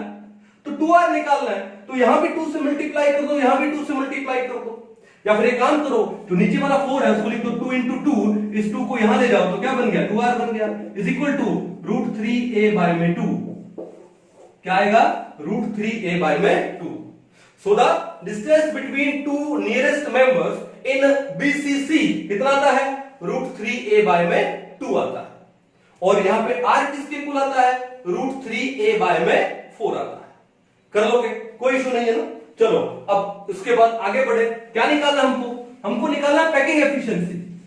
हमको यहां पे क्या निकालना है पैकिंग एफिशिएंसी। तो पैकिंग एफिशिएंसी किसके इक्वल होती है, इट इज इक्वल टू क्या z into 4/3 pi r cube upon में a cube volume of the unit cell. ठीक है, निकालेंगे, इज इक्वल टू z कितना है यहां पे, z का वैल्यू यहां पे 2 है, 2 into 4/3 pi r cube upon, यही कर दो अपॉन a क्यूब। अब इस a को r की फॉर्म में कन्वर्ट कर लेते हैं।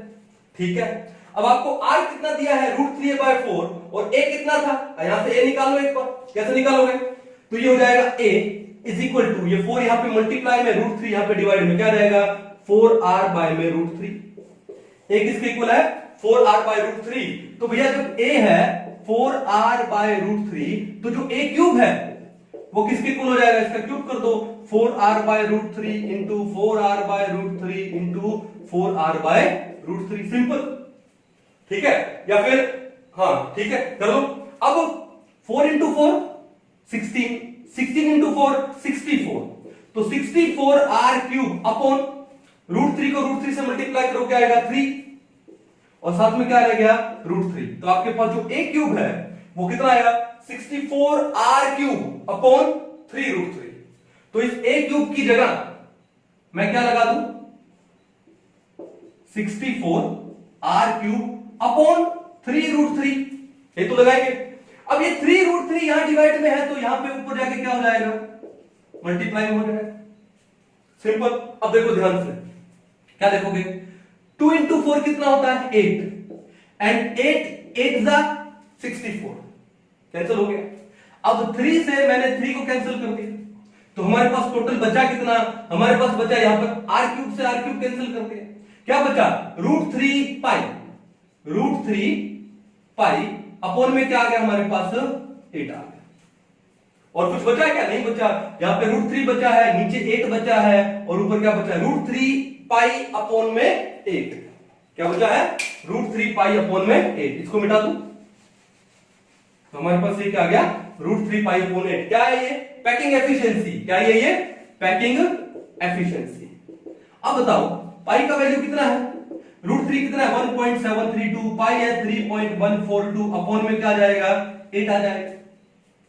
ठीक है, जब हम इसको सोल्व करते हैं तो ये वैल्यू नियर अबाउट आती है कितनी 0.68, तो ये जो पैकिंग एफिशिएंसी है यहां पर कितनी आ जाएगी 0.68। तो जो परसेंटेज पैकिंग एफिशिएंसी है वो कितनी आ जाएगी 100 से मल्टीप्लाई कर दो, कितना आ जाएगा 68%।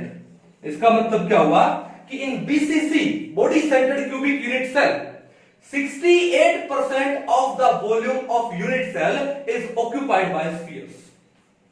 जो स्फीयर है कितना वॉल्यूम ऑक्यूपाई करते हैं 68%। तो जो एम्प्टी स्पेस है, जो एम्प्टी स्पेस है या फिर जो वॉइड है वो कितना रह गया 100 माइनस में 68%, 100 माइनस में 68 कितना रह गया 32%। अब ये क्वेश्चन कई बार आया हुआ एग्जाम में, ठीक है, बड़ा सिंपल सा क्वेश्चन है लेकिन उन्होंने इंपॉर्टेंट समझा, एग्जाम में दिया, एम्स में भी आया हुआ। So the empty space in BCC कितना होता है 32% होता है, and the volume occupied bye spheres in BCC कितना होता है 68%। अब देखो ध्यान से कि सिंपल क्यूबिक में पैकिंग एफिशिएंसी की बात करूं तो सिंपल क्यूबिक में कितनी आई थी बताइए 52.4%। एफसीसी में कितना आया था, ये आया था हमारे पास 74%, और बीसीसी में कितना आ गया हमारे पास ये 68%। और वही अगर आपको एम्प्टी स्पेस निकालना है तो 100 में से इनको माइनस कर दो।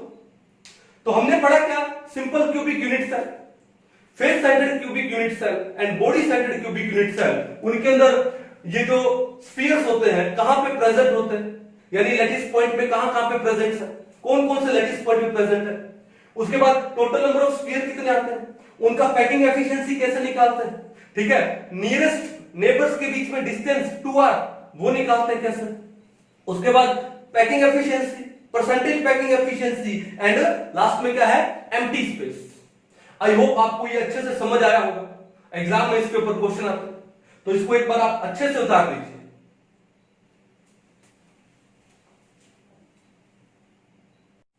अभी कुछ एक क्वेश्चन करते हैं जो प्रीवियस ईयर के अंदर आए हुए हैं। पहले देखो AIPMT 2015 में क्वेश्चन क्या है, the vacant space in BCC lattice unit cells. तो BCC में वेकेंट स्पेस कितना होता है 32%, पैकिंग एफिशिएंसी कितना है 68% है, mean 68% volume is occupied by sphere. तो वेकेंट स्पेस कितना बचा 100 माइनस 68 यानी 32। बड़ा ही सिंपल क्वेश्चन था, झंडू क्वेश्चन था। चलो AIPMT 2014 देखो, if A is the length of the side of a cube, okay, then the distance between the body centered atom and one corner atom in the cube will be, तो body centre का जो atom है वो corner वाले atom के साथ में touch है, इसका मतलब क्या पूछा है, distance between two nearest neighbour in BCC। अब BCC के अंदर हमने क्या पढ़ा था, BCC में जो R है वो किसके इक्वल आता है, √3a/4 के इक्वल आता है। और हमने ये भी पढ़ा था क्या, नियरेस्ट नेबर के बीच में डिस्टेंस क्या होता है 2r। तो एक काम करो, ये नीचे वाला 4 को मैं लिख दूं 2 into 2 और ये एक 2 को उठा के यहां पर ले जाओ, जो डिवाइड में था मल्टीप्लाई करोगे तो distance between two nearest neighbour क्या होता है 2r, और BCC में वो किसके इक्वल है √3a/2। ऑप्शन कौन सा है, ऑप्शन नंबर 4। बड़ा इजी सा क्वेश्चन था ये भी।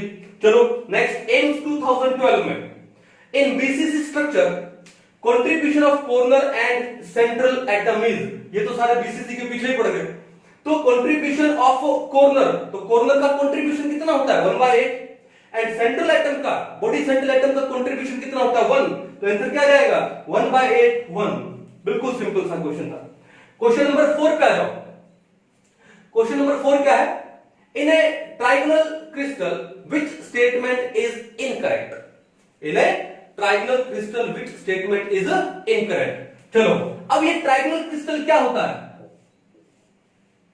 क्या होता है, रोम्बोहेड्रल को बोलते हैं।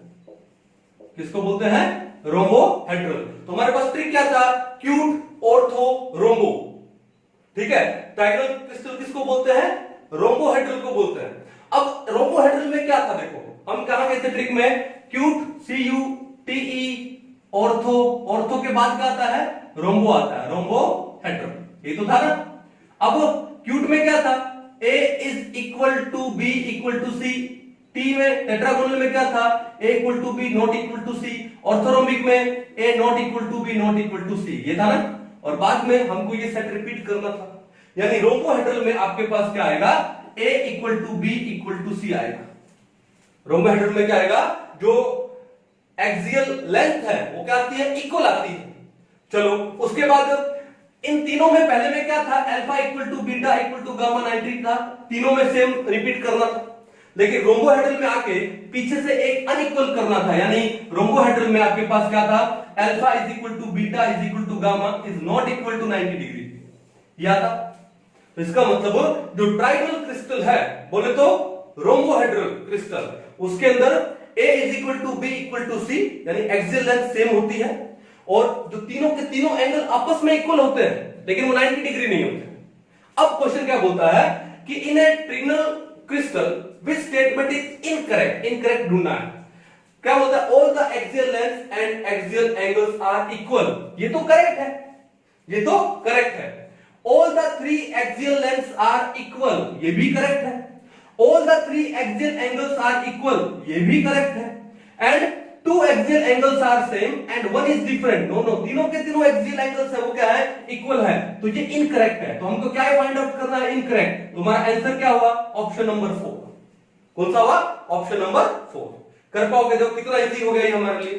चलो अब AIPMT 2007, the fraction of total volume occupied by atoms present in a simple cube is, packing efficiency पूछा आपसे, सिंपल क्यूब का क्या निकाला था हमने, 5/6, और सोल्व करते तो कितना आता था 0.524। तो क्या है π/6। तो कहां पर है ये? पहला ही ऑप्शन है π/6। ये भी बड़ा इजी सा क्वेश्चन था। यानी कहने का मतलब है अगर आपका कॉन्सेप्ट क्लियर है तो ये सारे क्वेश्चन आपके 1 या 2 सेकंड के अंदर हो जाएंगे। अब AIPMT 2008 में देखो, percentage of free space in body centred cubic, ये तो यही क्वेश्चन है जो 2015 में आया हुआ है, सेम क्वेश्चन दिया हुआ देखो। तो बॉडी सेंटर्ड क्यूबिक में फ्री स्पेस कितना होता है? 32% होता है। कितना होता है? 32। तो देखा आपने कितने सिंपल क्वेश्चन है। अपने कॉन्सेप्ट बिल्कुल क्लियर रखो। ये 4 या 8 नंबर जो भी एग्जाम में 1 या 2 क्वेश्चन आए वो आपके गलत नहीं होने चाहिए, बिल्कुल कंफर्म होने चाहिए। ठीक है, एक बार इसको उतार लो। चलिए नेक्स्ट क्वेश्चन क्या है? क्वेश्चन नंबर 7 जेईई मेंस 2013 में आया हुआ है। Which of the following exist as covalent crystals in the solid state? कि सॉलिड स्टेट में कोवलेंट क्रिस्टल्स में कौन एग्जिस्ट करता है? तो पहले दिया सल्फर। तो भैया सल्फर का फॉर्मूला क्या है? S8, S6 में भी होता है, S4 में भी होता है, S2 में भी होता है। ये तो क्या हुआ? मॉलिक्यूलर सॉलिड हुआ ना। कौन सा सॉलिड हुआ? मॉलिक्यूलर सॉलिड हुआ। फॉस्फोरस क्या है? P4, ये भी मॉलिक्यूलर सॉलिड है। आयोडीन कैसे सॉलिड में? I2, ये भी क्या हुआ? मॉलिक्यूलर सॉलिड हुआ। लेकिन सिलिकॉन Si, ये तो क्या है? एटॉमिक है, तो ये कोवलेंट क्रिस्टल होता है। ठीक है, तो silicon exist as covalent crystals in the solid state. Answer क्या आ जाएगा?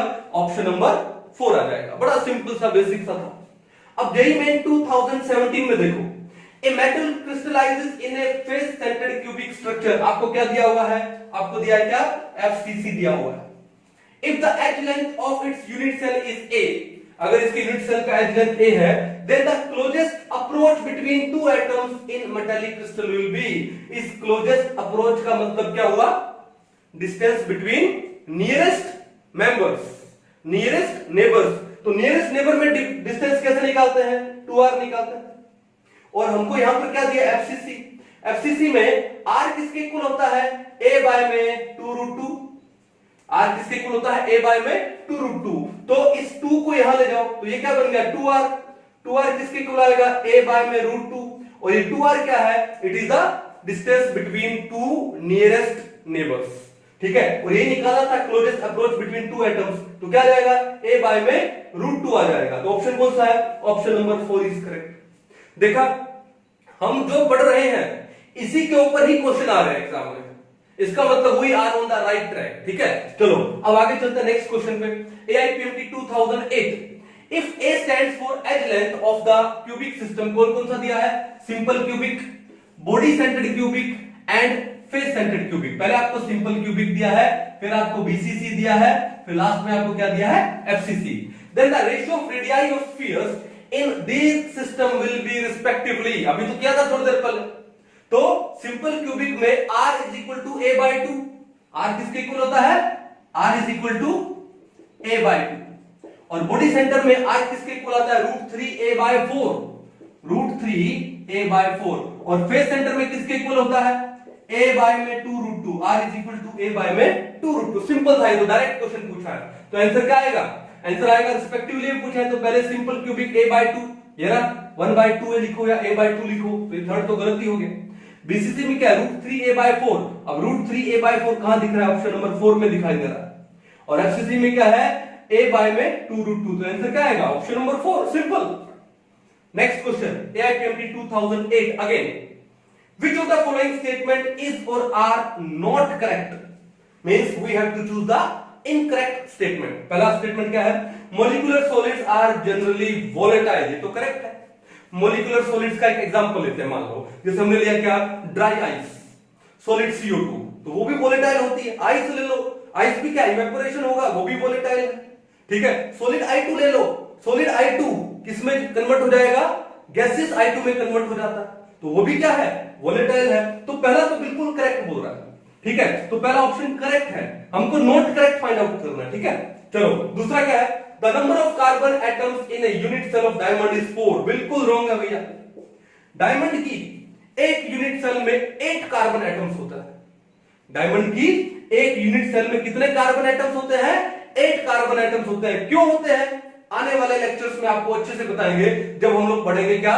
वॉइड्स के बारे में, टेट्राहेड्रल वॉइड्स के बारे में पढ़ेंगे, तब अच्छे से पढ़ेंगे कि भाई डायमंड के अंदर क्या होता है कि जो बॉडी डायगोनल्स है, जो क्या है बॉडी डायगोनल्स, कितने बॉडी डायगोनल्स होंगे एक्चुअली, कितने होंगे 1 2 3 4, ठीक है। हर एक बॉडी डायगोनल पे 2 एटम्स होते हैं, तो एक यूनिट सेल में टोटल बॉडी डायगोनल कितने होते हैं 4, और एक बॉडी डायगोनल में कितने होंगे 2 कार्बन एटम्स होते हैं, कहां पे टेट्राहेड्रल वॉइड्स में।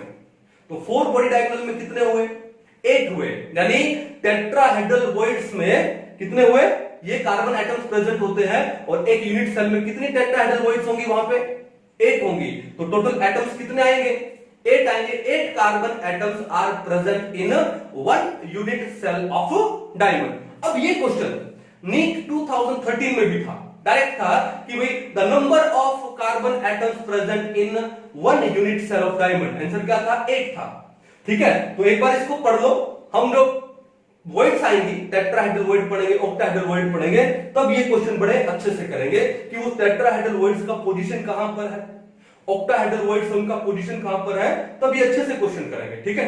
तो दूसरा स्टेटमेंट गलत है। तीसरा देखो, the number of Bravais lattice in which crystals can be categorised is 14, ये तो बिल्कुल सही है, 14 ब्रेवेस लैटिस हमारे पास, ओके। 4 देखो, the fraction of the total volume occupied by atoms in a primitive cell, primitive cell का मतलब क्या है सिंपल क्यूबिक यूनिट सेल, ठीक है। तो कितना है 0.48, लेकिन हमने, यानी ये पैकिंग एफिशिएंसी की बात कर रहा है, हमने सिंपल क्यूबिक यूनिट सेल के अंदर पैकिंग एफिशिएंसी कितना निकाला था, हमने निकाला था 0.524, लेकिन ये कितना बोल रहा है 0.48, तो भैया ये ऑप्शन भी आपका क्या हो गया रॉन्ग हो गया। अब नोट करेक्ट में यहां पर 2 ऑप्शन आ रहे हैं, option number 2 and option number 4, ठीक है। तो हो सकता है कि ये बोनस वाला क्वेश्चन हो, कई बार हो जाता है ना कि एक से ज्यादा ऑप्शन करेक्ट होते हैं और बाद में पता लगता है ये बोनस वाला क्वेश्चन हो, ऐसा हो। तो यहां पर ये 2 ऑप्शन क्या थे इनकरेक्ट थे। तो देखा आपने कितने सिंपल क्वेश्चन है, कॉन्सेप्ट आपका अगर क्लियर है तो क्वेश्चन आपके विद इन अ सेकंड और 2 हो जाएगा, ठीक है। तो अच्छे से पढ़िए इन सबको, और उसके बाद हम लोग नेक्स्ट लेक्चर में किसके बारे में पढ़ेंगे, हम लोग पढ़ेंगे कोऑर्डिनेशन नंबर के बारे में, फिर उसके बाद में हम लोग वॉइड्स के बारे में डिटेल में पढ़ेंगे, फिर उसके बाद हम लोग क्या पढ़ने वाले हैं, क्या डिफेक्ट्स के बारे में, एग्जाम में डिफेक्ट के ऊपर भी क्वेश्चन आता है, ब्रैग्स इक्वेशन पढ़ेंगे हम लोग, ठीक है, डेंसिटी पढ़ेंगे हम लोग, यूनिट सेल का डेंसिटी कैसे निकालते हैं, ठीक है। तो एक बार आप इसको अच्छे से कीजिए, फिर हम लोग मिलते हैं क्या नेक्स्ट लेक्चर में, तब तक के लिए थैंक यू।